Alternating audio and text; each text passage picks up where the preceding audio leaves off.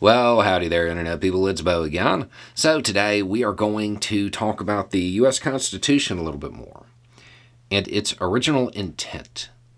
Originalists, that's a thing now. And many of them, as they try to tell everyone that we must follow the original intent of the founders, the original intent of the Constitution, they simultaneously broadcast that they don't know what the original intent was. It's a unique little paradox. In a recent video, I think it was called Let's Talk About Mythology and the Amendments, something like that, there were a lot of people who suggested that Constitution can't be changed, which is funny. I mean, in a video with amendments in the title, amendment is something that was changed. There were a whole bunch of comments. I'm going to read one. I'm not picking on this person in particular. It's literally just the shortest. It's not a myth. They're set in stone, and they're what this country is supposed to be built on. They are not set in stone. The Constitution is not set in stone, and it was never intended to be. When you say that, and when those who argue that the Constitution is some document that just cannot be altered, you undermine, like, one of the most beautiful parts about the U.S. Constitution. The U.S. Constitution has 7 articles, 7 main sections, right? First 3 are real easy. You know, they're covering the legislative, the executive, the judicial. There's an article covering how the states should interact with each other. There's an article covering the supreme law. There's an article covering ratification. And the 5th article, Article 5, covers amendments. The machinery for change included in the Constitution was so important, it got its whole own article.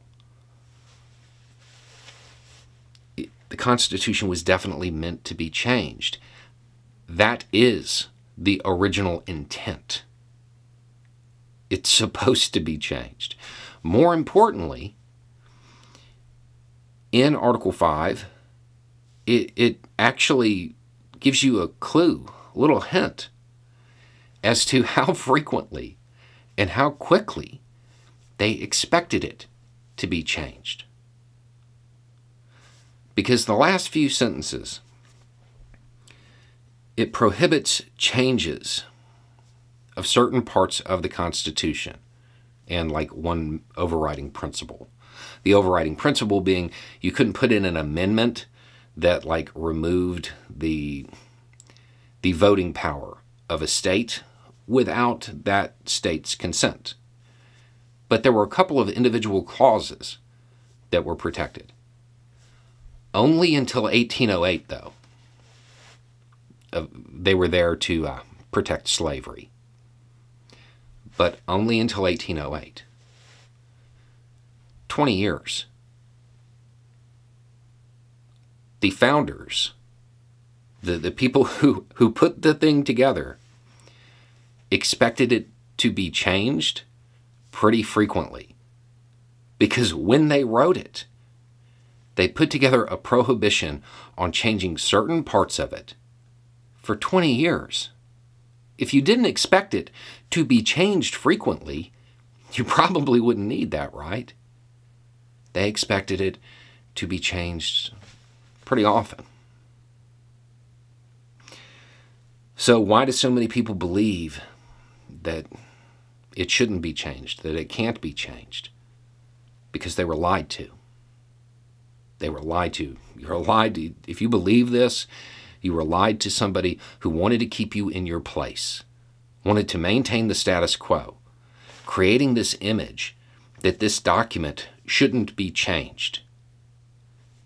That's against the original intent. As it stands today, with the exception of removing a state's ability to kind of represent itself, everything in the Constitution is fair game to be changed. And that's how it was written. Got its whole own article. That is, that's the original intent. And for those who say that they support, would defend the Constitution, those who look at the founders as geniuses, when you remove that section, the beauty of the document disappears. That section showed that they understood that over time, thought shifted, that society would change. And if they wanted to create a document that was going to be able to keep up with people, they had to create the machinery to change the document itself. One of the most revolutionary parts of the Constitution is the part that those people who call themselves patriots, call themselves constitutionalists, are trying to make sure you forget, because they enjoy the status quo. They want you where you're at. Anyway, it's just a thought. Y'all have a good day.